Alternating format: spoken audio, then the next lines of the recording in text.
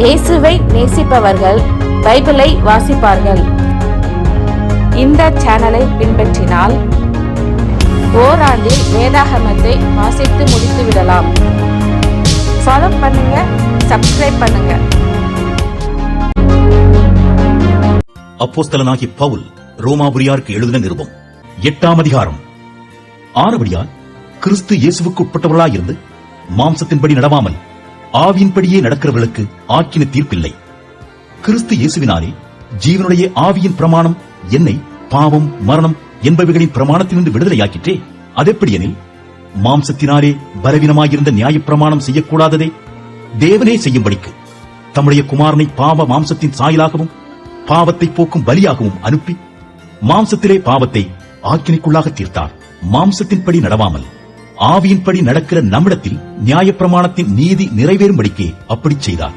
அன்றியும் மாம்சத்தின்படி நடக்கிறவர்கள் மாம்சத்துக்குரியவைகளை சிந்திக்கிறார்கள், ஆவியின்படி நடக்கிறவர்கள் ஆவிக்குரியவைகளை சிந்திக்கிறார்கள். மாம்ச சிந்தை மரணம், ஆவியின் சிந்தையோ ஜீவனும் சமாதானமுமாம். எப்படி என்றால் மாம்ச சிந்தை தேவனுக்கு விரோதமான பகை. அது தேவனுடைய நியாய பிரமாணத்துக்கு கீழ்ப்படியாமலும் கீழ்ப்படிய கூடாமலும் இருக்கிறது. மாம்சத்துக்குட்பட்டவர்கள் தேவனுக்கு பிரியமாயிருக்க மாட்டார்கள். தேவனுடைய ஆவி உங்களில் வாசமாயிருந்தால் நீங்கள் மாம்சத்துக்கு உட்பட்டவர்களாயிராமல் ஆவிக்குட்பட்டவர்களாயிருப்பீர்கள். கிறிஸ்துவின் ஆவி இல்லாதவன் அவருடையவன் அல்ல. மேலும் கிறிஸ்து உங்களில் இருந்தால் சரீரமானது பாவத்தி நிமித்தம் மரித்ததாயும் ஆவியானது நீதி நிமித்தம் ஜீவனுள்ளதாயும் இருக்கும். அன்றியும் இயேசுவை மரித்தோரிலிருந்து எழுப்பினருடைய ஆவி உங்களில் வாசமாயிருந்தால் கிறிஸ்துவை மரித்தோரிலிருந்து எழுப்பினவர் உங்களில் வாசமாயிருக்கிற தம்முடைய ஆவியினாலே சாவுக்கு ஏதுவான உங்கள் சரீரங்களையும் உயிர்ப்பிப்பார். ஆகையால் சகோதரரே, மாம்சத்தின்படி பிழைப்பதற்கு நாம் மாம்சத்துக்கு கடனாளிகள் அல்ல. மாம்சத்தின்படி பிழைத்தால் சாவீர்கள், ஆவியினாலே சரீரத்தின் செய்கைகளை அழித்தால் பிழைப்பீர்கள். மேலும் எவர்கள் தேவனுடைய ஆவியினாலே நடத்தப்படுகிறார்களோ அவர்கள் தேவனுடைய புத்திரராயிருக்கிறார்கள். அந்தப்படி திரும்பவும் பயப்படுகிறதற்கு நீங்கள் அடிமைத்தனத்தின் ஆவியை பெறாமல் அப்பா பிதாவே என்று கூப்பிட பண்ணுகிற புத்திர சுவிகாரத்தின் ஆவியை பெற்றீர்கள். நாம் தேவனுடைய பிள்ளைகளாய் இருக்கிறோம் என்று ஆவியானவர் தாமே நம்முடைய ஆவியுடனே கூட சாட்சி கொடுக்கிறார்.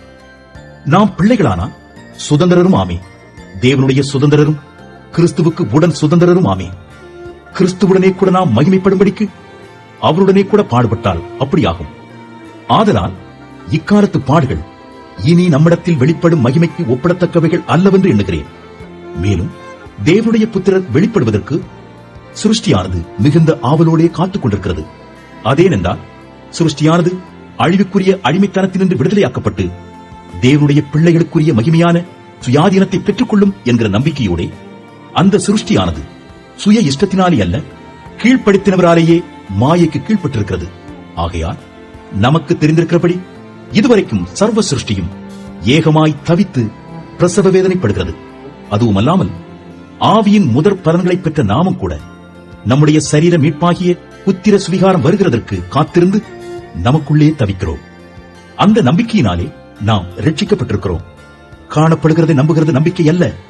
ஒருவன் தான் காண்கிறதை நம்ப வேண்டுவதென்ன? நாம் காணாததை நம்பினோமாகில் அது வருகிறதற்கு பொறுமையோடே காத்திருப்போம். அந்தப்படியே ஆவியானவரும் நமது பலவீனங்களில் நமக்கு உதவி செய்கிறார். நாம் ஏற்றபடி வேண்டிக் கொள்ள வேண்டியது என்னதென்று அறியாமல் இருக்கிறபடியால் ஆவியானவர் தாமே வாக்கு கடங்காத பெருமூச்சுகளோடு நமக்காக வேண்டுதல் செய்கிறார். ஆவியானவர் தேவனுடைய சித்தத்தின்படியே பரிசுத்தவான்களுக்காக வேண்டுதல் செய்கிறபடியால் இருதயங்களை ஆராய்ந்து பார்க்கிறவர் ஆவியின் சிந்தை இன்னதென்று அறிவார். அன்றியும் அவருடைய தீர்மானத்தின்படி அழைக்கப்பட்டவர்களாய் தேவனிடத்தில் அன்பு கூறுகிறவர்களுக்கு சகலமும் நன்மைக்கு ஏதுவாக நடக்கிறது என்று அறிந்திருக்கிறோம். தம்முடைய குமாரன் அநேக சகோதரருக்குள்ளே முதற் பேரானவராயிருக்கும் பொருட்டு தேவன் எவர்களை முன்னறிந்தாரோ அவர்களை தமது குமாரனுடைய சாயலுக்கு ஒப்பாயிருப்பதற்கு முன்குறித்திருக்கிறார். எவர்களை முன்குறித்தாரோ அவர்களை அழைத்தும் இருக்கிறார். எவர்களை அழைத்தாரோ அவர்களை நீதிமான்களாக்கியும் இருக்கிறார். எவர்களை நீதிமான்களாக்கினாரோ அவர்களை மகிமைப்படுத்தியும் இருக்கிறார். இவர்களை குறித்து நாம் என்ன சொல்வோம்? தேவன் நம்முடைய பட்சத்தில் இருந்தால் நமக்கு விரோதமாயிருப்பவன் யார்? தம்முடைய சொந்த குமாரன் என்றும் பாராமல் நம்ம எல்லாருக்காகவும் அவரை ஒப்புக் கொடுத்தவர் அவருடைய கூட மற்ற எல்லாவற்றையும் நமக்கு அருளாதிருப்பது எப்படி? தேவன் தெரிந்து கொண்டவர்கள் மேல் குற்றம் சாட்டுகிறவன் யார்? தேவனே அவர்களை நீதிமான்களாக்குகிறவர். ஆக்கினைக்குள்ளாக தீர்க்கிறவன் யார்? கிறிஸ்துவே மரித்தவர், அவரே எழுந்தும் இருக்கிறவர், அவரே தேவனுடைய வலதுபாசத்திலும் இருக்கிறவர், நமக்காக வேண்டுதல் செய்கிறவரும் அவரே. உமது நிமித்தம் எந்நேரமும் கொல்லப்படுகிறோம், அடிக்கப்படும் ஆடுகளைப் போல எண்ணப்படுகிறோம் என்று எழுதியிருக்கிறபடி நேரிட்டாலும் கிறிஸ்துவின் அன்பை விட்டு நம்மை பிரிப்பவன் யார்? உபத்திரவமோ, வியாகுலமோ, துன்பமோ, பசியோ, நிர்வாணமோ, நாசமோசமோ, பட்டயமோ, இவை எல்லாவற்றிலேயும் நாம் நம்மில் அன்பு கூறுகிறவராலே முற்றும் ஜெயம் கொள்ளுகிறவர்களாய் இருக்கிறோமே. மரணமானாலும் ஜீவனானாலும் தேவதூதர்களானாலும் அதிகாரங்களானாலும் வல்லமைகளானாலும் நிகழ்காரியங்களானாலும் வருங்காரியங்களானாலும் உயர்வானாலும் தாழ்வானாலும் வேறெந்த சிருஷ்டியானாலும் நம்முடைய கர்த்தராகிய கிறிஸ்து இயேசுவில் உள்ள தேவனுடைய அன்பை விட்டு நம்மை பிரிக்க மாட்டாதென்று நிச்சயித்திருக்கிறேன். அப்போஸ்தலனாகிய பவுல் ரோமாபுரியாருக்கு எழுதின நிருபம் 9ஆம் அதிகாரம். எனக்கு மிகுந்த துக்கமும் இடைவிடாத மனவேதனையும் உண்டாயிருக்கிறது. நான் சொல்லுகிறது பொய்யல்ல, கிறிஸ்துவுக்குள் உண்மையை சொல்லுகிறேன் என்று பரிசுத்த ஆவிக்குள் என் மனச்சாட்சியும் எனக்கு சாட்சியாயிருக்கிறது. மாம்சத்தின்படி என் இனத்தாராகிய என் சகோதரருக்கு பதிலாக நானே கிறிஸ்துவை விட்டு சபிக்கப்பட்டவனாக வேண்டும் என்று விரும்புவேனே. அவர்கள் இஸ்ரவேலரே. புத்திர சுவிகாரமும் மகிமையும் உடன்படிக்கைகளும் நியாயப்பிரமாணமும் தேவாராதனையும் வாக்குத்தத்தங்களும் அவர்களுடையவைகளே. பிதாக்கள் அவர்களுடையவர்களே. மாம்சத்தின்படி கிறிஸ்துவும் அவர்களில் பிறந்தாரே. இவர் என்றென்றைக்கும் ஸ்தோத்திரிக்கப்பட்ட சர்வத்திற்கு மேலான தேவன். ஆமென். தேவ வசனம் அவமாய் போயிற்றென்று சொல்லக்கூடாது. ஏனென்றால் இஸ்ரவேல் வம்சத்தார் எல்லாரும் இஸ்ரவேலர் அல்லவே. அவர்கள் ஆபிரகாமின் சந்ததியாரானாலும் எல்லாரும் பிள்ளைகள் அல்லவே. ஈசாக்கினிடத்தில் உன் சந்ததி விளங்கும் என்று சொல்லியிருக்கிறதே, அதெப்படி என்றால் மாம்சத்தின்படி பிள்ளைகளானவர்கள் தேவனுடைய பிள்ளைகள் அல்ல, வாக்குத்தத்தத்தின்படி பிள்ளைகளானவர்களே அந்த சந்ததி என்று எண்ணப்படுகிறார்கள். அந்த வாக்குத்தத்தமான வார்த்தையாவது, குறித்த காலத்திலே வருவேன், அப்பொழுது சாராள் ஒரு குமாரனை பெறுவாள் என்பதே. இதுவும் அல்லாமல் நம்முடைய பிதாவாகிய ஈசாக்கு என்னும் ஒருவனாலே ரெபேக்காள் கர்ப்பவதியான போது பிள்ளைகள் இன்னும் பிறவாமலும் நல்வினை தீவினை ஒன்றும் செய்யாமலும் இருக்கையில் தேவனுடைய தெரிந்து கொள்ளுதலின்படி இருக்கிற அவருடைய தீர்மானம் கிரியைகளினாலே நிலை நிற்காமல் அழைக்கிறவராலே நிலை நிற்கும்படிக்கு மூத்தவன் இளையவனுக்கு ஊழியம் செய்வான் என்று அவளுடனே சொல்லப்பட்டது. அப்படியே யாக்கோபை சிநேகித்து ஏசாவை வெறுத்தேன் என்றும் எழுதியிருக்கிறது. ஆகையால் நாம் என்ன சொல்வோம்? தேவனிடத்திலே அநீதி உண்டென்று சொல்லலாமா? சொல்லக்கூடாதே. அவர் மோசையை நோக்கி, எவன் மேல் இரக்கமாயிருக்க சித்தமாயிருப்பேனோ அவன் மேல் இரக்கமாயிருப்பேன், எவன் மேல் உருக்கமாயிருக்க சித்தமாயிருப்பேனோ அவன் மேல் உருக்கமாயிருப்பேன் என்றார். ஆகையால் விரும்புகிறவனாலும் அல்ல, ஓடுகிறவனாலும் அல்ல, இறங்குகிற தேவனாலேயாம். மேலும் என்னுடைய வல்லமையை உன்னிடத்தில் காண்பிக்கும்படியாகவும் என்னுடைய நாமம் பூமியில் எங்கும் பிரஸ்தாபமாகும்படியாகவும் உன்னை நிலைநிறுத்தினேன் என்று பார்வோனுடனே சொன்னதாக வேதத்தில் சொல்லியிருக்கிறது. ஆதலால் எவன் மேல் இரக்கமாயிருக்க சித்தமாயிருக்கிறாரோ அவன் மேல் இரக்கமாயிருக்கிறார், எவனை கடினப்படுத்த சித்தமாயிருக்கிறாரோ அவனை கடினப்படுத்துகிறார். இப்படியானால் அவர் இன்னும் ஏன் குற்றம் பிடிக்கிறார்? அவர் சித்தத்திற்கு எதிர்த்து நிற்பவன் யார் என்று என்னுடனே சொல்லுவாய். அப்படியானால் மனுஷனே, தேவனோடு எதிர்த்து தர்க்கிக்கிற நீ யார்? உருவாக்கப்பட்ட வஸ்து உருவாக்கினவனை நோக்கி, நீ என்னை ஏன் இப்படி உண்டாக்கினாய் என்று சொல்லலாமா? மிதியிட்ட ஒரே களிமண்ணினாலே குயவன் ஒரு பாத்திரத்தை கனமான காரியத்துக்கும் ஒரு பாத்திரத்தை கனவீனமான காரியத்துக்கும் பண்ணுகிறதற்கு மண்ணின் மேல் அவனுக்கு அதிகாரம் இல்லையோ?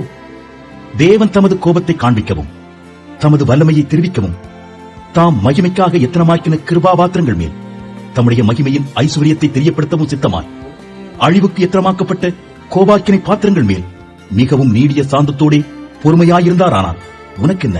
அவர் யூதரிலிருந்து மாத்திரமல்ல புறஜாதிகளிலுமிருந்து நம்மை அழைத்திருக்கிறாரே. அந்தப்படி எனக்கு ஜனங்கள் அல்லாதவர்களை என்னுடைய ஜனங்கள் என்றும் சிநேகிக்கப்படாதிருந்தவளை சிநேகிக்கப்பட்டவள் என்றும் சொல்லி அழைப்பேன். நீங்கள் என்னுடைய ஜனங்கள் அல்லவென்று அவர்களுக்கு சொல்லப்பட்ட இடத்திலே அவர்கள் ஜீவனுள்ள தேவனுடைய பிள்ளைகள் எண்ணப்படுவார்கள் என்று ஓசியாவின் தீர்க்க தரிசனத்தில் சொல்லியிருக்கிறது.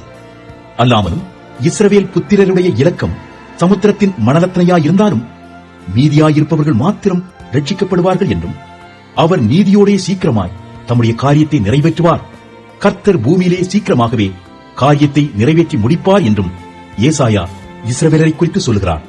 அல்லாமலும் ஏசாயா முன்னே சொன்னபடி சேனைகளின் கர்த்தர் நமக்குள்ளே ஒரு சந்ததியை மீதியாக வைக்காதிருந்தாரானார் நாம் சோதோமை போலாகி குமோராவுக்கு ஒத்திருப்போம்.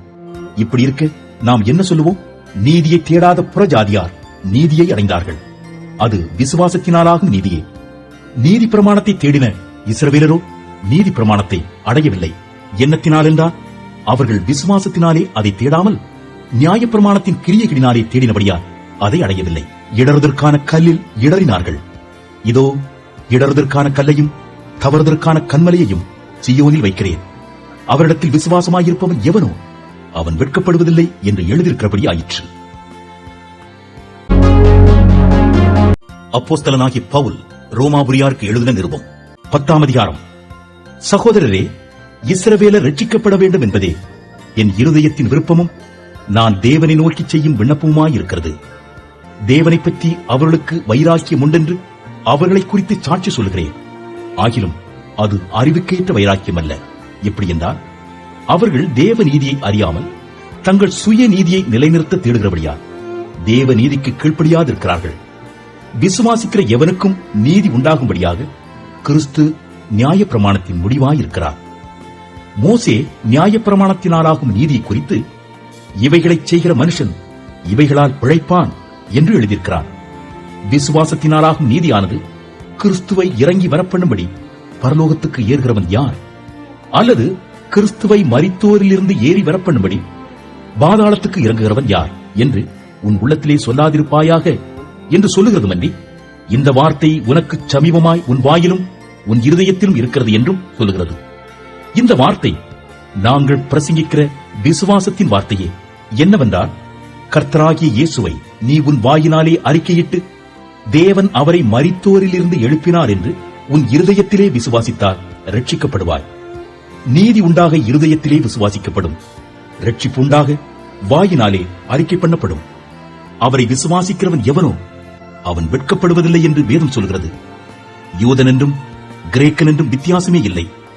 எல்லாருக்கும் கர்த்தரானவர் தம்மை தொழுது கொள்கிற யாவருக்கும் ஐஸ்வர்ய சம்பன்னராயிருக்கிறார். ஆதலால் கர்த்தருடைய நாமத்தை தொழுது கொள்கிற எவனும் ரட்சிக்கப்படுவான். அவரை விசுவாசியாதவர்கள் எப்படி அவரை தொழுது கொள்வார்கள்? அவரை குறித்து கேள்விப்படாதவர்கள் எப்படி விசுவாசிப்பார்கள்? பிரசங்கிக்கிறவன் இல்லாவிட்டால் எப்படி கேள்விப்படுவார்கள்? அனுப்பப்படாவிட்டால் எப்படி பிரசங்கிப்பார்கள்? சமாதானத்தை கூறி நற்காரியங்களை சுவிசேஷமாய் அறிவிக்கிறவர்களுடைய பாதங்கள் எவ்வளவு அழகானவைகள் என்று எழுதியிருக்கிறதே. ஆனாலும் சுவிசேஷத்துக்கு எல்லாரும் கீழ்ப்படியவில்லை. அதை குறித்து ஏசாயா, கர்த்தாவே, எங்கள் மூலமாய் கேள்விப்பட்டதை விசுவாசித்தவன் யார் என்று சொல்கிறார். ஆதலால் விசுவாசம் கேள்வியினாலே வரும், கேள்வி தேவனுடைய வசனத்தினாலே வரும். இப்படி இருக்க அவர்கள் கேள்விப்படவில்லையா என்று கேட்கிறேன். கேள்விப்பட்டார்கள். அவைகளின் சத்தம் பூமியெங்கும், அவைகளின் வசனங்கள் பூச்சக்கரத்து கடைசி வரைக்கும் செல்கிறதே. இஸ்ரவேலர் அதை அறியவில்லையா என்று கேட்கிறேன். அறிந்தார்கள். முதலாவது மோசே, எனக்கு ஜனங்கள் அல்லாதவர்களைக் கொண்டு நான் உங்களுக்கு எரிச்சல் உண்டாக்குவேன், புத்தியீனமுள்ள ஜனங்களாலே உங்களுக்கு கோபமூட்டுவேன் என்றான். அல்லாமலும் ஏசாயா, என்னை தேடாதவர்களாலே கண்டறியப்பட்டேன், என்னை விசாரித்து கேளாதவர்களுக்கு வெளியரங்கமானேன் என்று தைரியம் கொண்டு சொல்கிறான். இஸ்ரவேலரை குறித்தோ கீழ்ப்படியாதவர்களும் எதிர்த்து பேசுகிறவர்களுமாயிருக்கிற ஜனங்களிடத்திற்கு நாள் முழுதும் என் கைகளை நீட்டினேன் என்று அவன் சொல்லியிருக்கிறான். சங்கீதம் 22. என் தேவனே, என் தேவனே, ஏன் என்னை கைவிட்டீர்?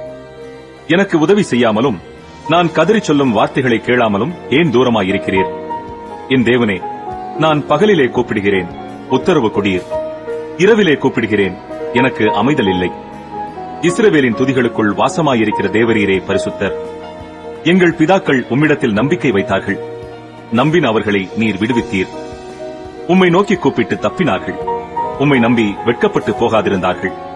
நானோ ஒரு புழு, மனுஷன் அல்ல. மனுஷரால் நிந்திக்கப்பட்டும் ஜனங்களால் அவமதிக்கப்பட்டும் இருக்கிறேன். என்னை பார்க்கிறவர்கள் எல்லாரும் என்னை பரியாசம் பண்ணி உதட்டை பிதுக்கி தலையை துலுக்கி, கர்த்தர் மேல் நம்பிக்கையாயிருந்தானே, அவர் இவனை விடுவிக்கட்டும், இவன் மேல் பிரியமாயிருக்கிறாரே, இப்பொழுது இவனை மீட்டுவிடட்டும் என்கிறார்கள். நீரே என்னை கற்பத்திலிருந்து எடுத்தவர், என் தாயின் முலைப்பாலை நான் உண்கையில் என்னை உம்முடைய பேரில் நம்பிக்கையாயிருக்க பண்ணினீர். கற்பத்திலிருந்து வெளிப்பட்ட போதே உமது சார்பில் விழுந்தேன். நான் என் தாயின் வயிற்றில் இருந்தது முதல் நீர் என் தேவனாயிருக்கிறீர். என்னை விட்டு தூரமாகாதேயும், ஆபத்து கிட்டி இருக்கிறது, சகாயரும் இல்லை. அநேகம் காளைகள் என்னை சூழ்ந்திருக்கிறது, பாசான் தேசத்து பலத்த எருதுகள் என்னை வளைந்து கொண்டது. பீறி கர்ச்சிக்கிற சிங்கத்தைப் போல் என் மேல் தங்கள் வாயை திறக்கிறார்கள். தண்ணீரைப் போல ஊற்றுண்டேன், என் எலும்புகளெல்லாம் கட்டுவிட்டது. என் இருதயம் மெழுகு போலாகி என் குடல்களின் நடுவே உருகிற்று. என் பெலன் ஓட்டை போல் காய்ந்தது. என் நாவு மேல்வாயோடே ஒட்டிக்கொண்டது. என்னை மரணத்தூளிலே போடுகிறீர். நாய்கள் என்னை சூழ்ந்திருக்கிறது. பொல்லாதவர்களின் கூட்டம் என்னை வளைந்து கொண்டது. என் கைகளையும் என் கால்களையும் உருவ குத்தினார்கள். என் எலும்புகளை எல்லாம் நான் எண்ணலாம். அவர்கள் என்னை நோக்கி பார்த்துக் கொண்டிருக்கிறார்கள். என் வஸ்திரங்களை தங்களுக்குள்ளே பங்கிட்டு என் உடையின் பேரில் சீட்டு போடுகிறார்கள். ஆனாலும் கர்த்தாவே, நீர் எனக்கு தூரமாகாதேயும். என் பெலனே, எனக்கு சகாயம் பண்ண தீவிரித்துக் கொள்ளும். என் ஆத்துமாவை பட்டயத்திற்கும் எனக்கு அருமையானதை நாய்களின் துஷ்டத்தனத்திற்கும் தப்புவியும். என்னை சிங்கத்தின் வாயிலிருந்து ரட்சியும். நான் காண்டாமிருகத்தின் கொம்புகளில் இருக்கும்போது எனக்கு செவி கொடுத்தருளினீர். உம்முடைய நாமத்தை என் சகோதரருக்கு அறிவித்து சபை நடுவில் உம்மை துதிப்பேன். கர்த்தருக்கு பயப்படுகிறவர்களே, அவரை துதியுங்கள். யாக்கோபின் சந்ததியாரே, நீங்கள் எல்லாரும் அவரை கனம் பண்ணுங்கள். இஸ்ரவேலின் வம்சத்தாரே, நீங்கள் எல்லாரும் அவர் பேரில் பயபக்தியாயிருங்கள். உபத்திரவப்பட்டவனுடைய உபத்திரவத்தை அவர் அற்பமா எண்ணாமலும் அருவருக்காமலும் தம்முடைய முகத்தை அவனுக்கு மறைக்காமலும் இருந்து தம்மை நோக்கி அவன் கூப்பிடுகையில் அவனை கேட்டருளினார். மகா சபையிலே நான் உம்மை துதிப்பேன். அவருக்கு பயப்படுகிறவர்களுக்கு முன்பாக என் பொருத்தனைகளை செலுத்துவேன். சாந்த குணமுள்ளவர்கள் புசித்து திருப்தி அடைவார்கள். கர்த்தரை தேடுகிறவர்கள் அவரை துதிப்பார்கள். உங்கள் இருதயம் என்றென்றைக்கும் வாழும். பூமியின் எல்லைகளெல்லாம் நினைவு கூர்ந்து கர்த்தரிடத்தில் திரும்பும். ஜாதிகளுடைய சந்ததிகளெல்லாம் உமது சமூகத்தில் தொழுது கொள்ளும். ராஜ்யம் கர்த்தருடையது. அவர் ஜாதிகளை ஆளுகிறவர். பூமியின் செல்வவான்கள் யாவரும் புசித்து பணிந்து கொள்வார்கள். புழுதியில் இறங்குகிறவர்கள் யாவரும் அவருக்கு முன்பாக வணங்குவார்கள். ஒருவனும் தன் ஆத்துமா அழியாதபடி அதை காக்கக்கூடாதே. ஒரு சந்ததி அவரை சேவிக்கும். தலைமுறை தலைமுறையாக அது ஆண்டவருடைய சந்ததி என்னப்படும். அவர்கள் வந்து அவரே இவைகளை செய்தார் என்று பிறக்கப் போகிற ஜனங்களுக்கு அவருடைய நீதியை அறிவிப்பார்கள்.